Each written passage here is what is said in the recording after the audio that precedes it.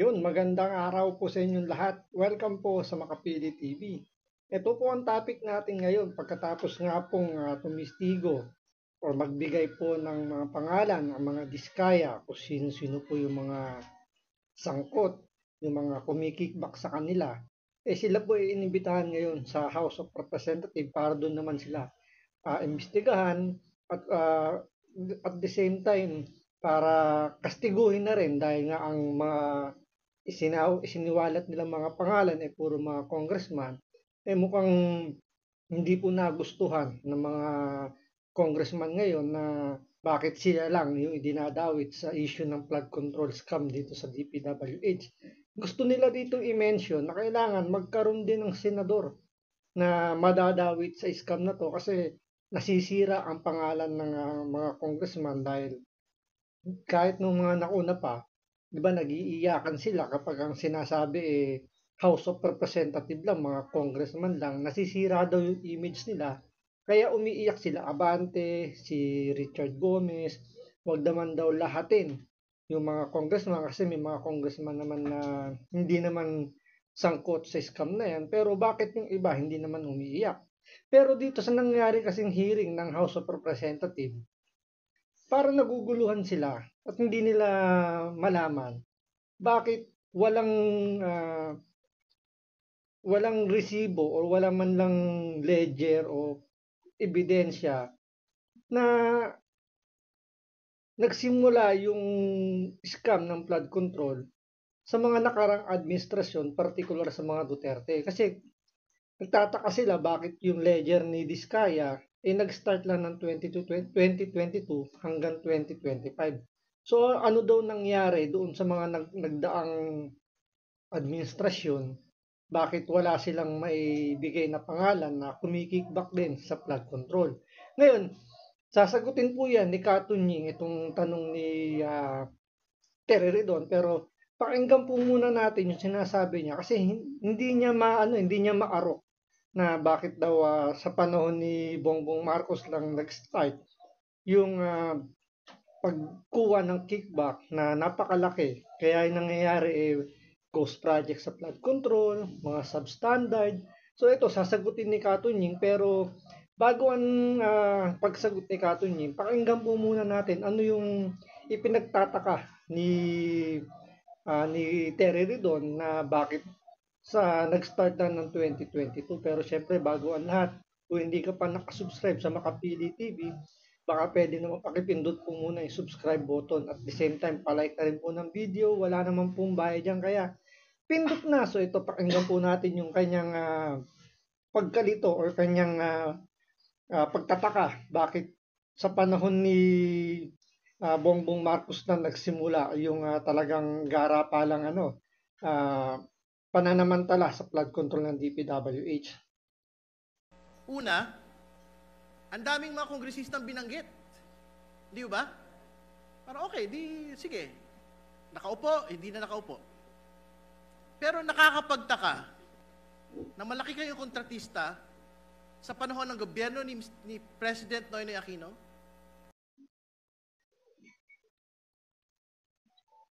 Isa sa pinakamalaking kontratista sa panahon ni Pangulong Duterte, isa sa mga pinakamalaking kontratista, actually pinakamalaking flood control. Pag pinagsama-sama po lahat ng kumpanya ninyo, sa ilalim po ng gobyernong ito, pero walang kahit isang senador sa inyo pong sinumpaang salaysay. Yun po yung... Kung pakikinggan yung maigi, hindi niya binanggit yung administrasyon ni Bongbong Marcos. Oo, sinabi niya sa gobyerno natin ngayon, pero never niyang minention yung yung administrasyon ni Bongbong Marcos. Ang binabanggit niya lang, administrasyon ni Pinoy at administrasyon ni Pangulong Duterte.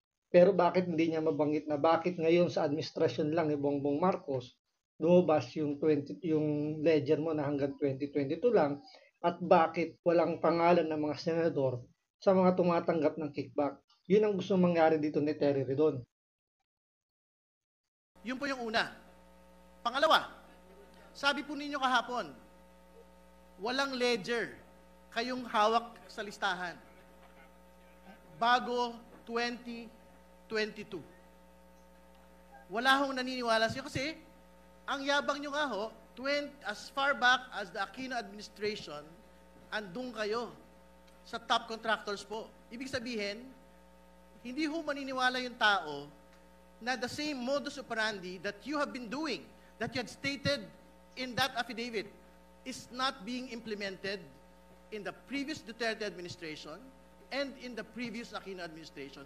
Wala hong maniniwala na ang listahan niyo po ng mga pangalan ay hanggang 2022. So yun, hindi daw siya naniniwala, ang taong bayan daw, na sa mga nagdaang administrasyon, hindi sila kumita ng malaki. Parang pinalalabas niya rito, bukod sa kumita sila ngayong panahon ni Bongbong Marcos, siguradong sigurado siya, kumita rin sila nung panahon ni Pangulong Duterte. Baka nakakalimutan nila, sa panahon ni Pangulong Duterte, blacklisted yung kanilang kumpanya. Pangalawa, ito yung sagot ni Katunying sa tanong mo, Terry Redon, kung bakit nag-start yung mga malakihang kickback sa DPWH, lalo na sa flood control, kung bakit yun lang ang hawak na ebidensya ng mga diskaya dahil dito po sa sagot ni Katunying. Ito, pakinggan mo at laparan mo yung pisngi mo at tenga mo para marinig mo yung sasabihin ni Katunying. Katunying, ikaw na bahala magpaliwanag sa congressman na to kung bakit sa panahon lang ni Bongbong Marcos kumita ng malaki itong mga diskaya at yung ibang kontraktor. Ang tanong, ako ba ay naniniwala na garapal ang katiwalian sa pamahalaan sa ilalim ng kasalukuyang administrasyon? I-quote niyo po ako dito. Ako naniniwala ako sa sinasabi mo, Katunying, sa panahon ni Bongbong Marcos, ganito ang nangyari. Ako ay naniniwala na garapal ang katiwalian sa pamahalaan sa ilalim ni Pangulong Bongbong Marcos ngayon. Sasabihin ko po. Narinig mo, Terry Redon. Garapal po ang korupsyon sa panahon ni Pangulong Bongbong Marcos. Kaya yung mga kumikickback o kaya malaki rin yung kinita nitong mga diskaya dahil naging sakim yung kanilang mga nakasama. Hindi natin inaabsuelto yung mga diskaya dahil nagbigay na sila ng pangalan, inilaglag niya nila yung ibang congressman, pero still, parte pa rin sila ng korupsyon. Kasi, bakit nila kinuha yung kontrata? Alam naman nilang malulugi sila. At the same time, yung quality na magiging trabaho nila dahil nga yung pondo masyadong malaki yung binawas. So ano pang ina-expect mo sa mga proyekto nila? Siyempre, para matapos, kailangan nilang kahit papano, kung may konsensya pa silang kahit papano, kailangan nilang gawin yung trabaho. Diba? Isa-substandard nila para lang magawa yung kanilang proyekto. Pero dahil nga sa 2022 lang nangyari yung ganyang klaseng senaryo, eto, sinabi na ni Katunying, pakinggan mo maigi, garapal daw ang korupsyon sa panahon ni Pangulong Bongbong Marcos. Sabihin ko po sa inyo yan. Garapal. Kaya, kung meron man pong dapat na umaksyon dito, dapat si Pangulong Bongbong Marcos.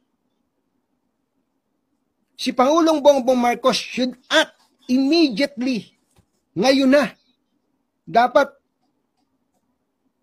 magsalita si Pangulong Bongbong Marcos tungkol sa mga porsyento ng mga congressman pati ng mga senador sa mga government projects.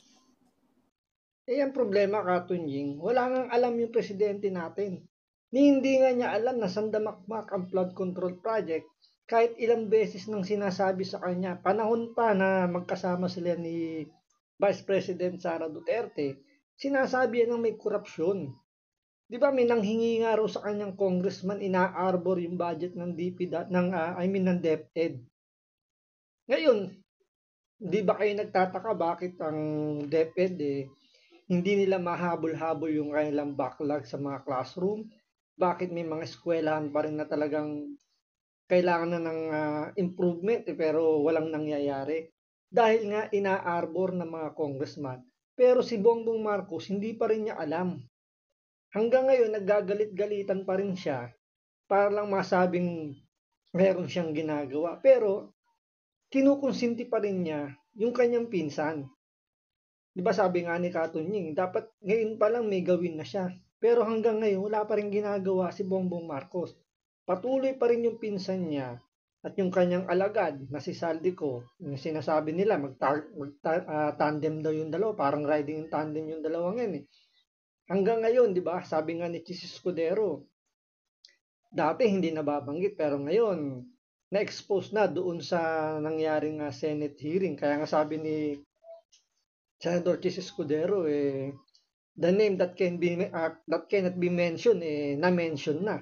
Pero pagdating sa hearing ng Kongreso, parang pinagtatakpan pa nila na ilang beses nang minag-motion para ipatawag si Saldico.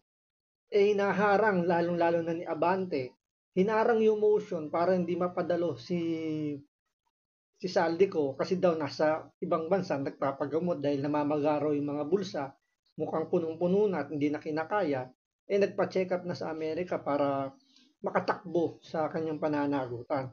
Kaya ito yung sagot sa iyo, Terry Redon, sa tanong mo na bakit 2022 lang. Kasi, sabi ni Katunying, garapal ang korupsyon sa panahon ni Bongbong Marcos. So, sana napakinggan mo at narinig mo yung sinabi ni Katunying. So, maraming salamat po sa panonood. Ingat po kayo lagi. God bless.